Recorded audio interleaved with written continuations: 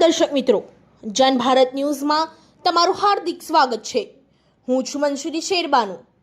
ડભોઈ તાલુકાના અને શહેરમાં આજ રોજ સવારમાં એકાએક 7 વાગ્યાના સમયે મોટા પ્રમાણમાં ધુમ્મસ છવાયો નજરે પડ્યો હતો।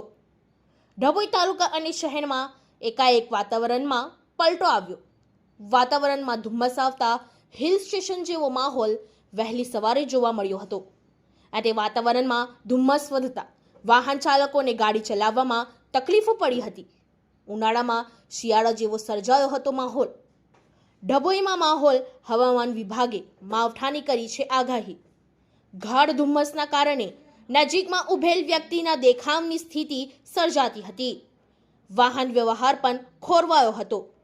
ગાઢ ધુમ્મસના કારણે વાહન ચાલકો લાઇટ સળગાવી ધીમી ગતિએ ગાડી ચલાવવા મજબૂર બન્યા હતા અને વહેલી સવારથી ગાઢ ધુમ્મસ સર્જાતા વાહન ચાલકો મૂંઝવણમાં મુકાઈ ગયા હતા।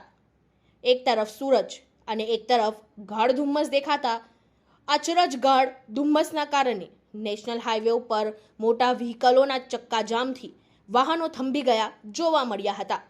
Bureau report Lalabhai Bhatiyara.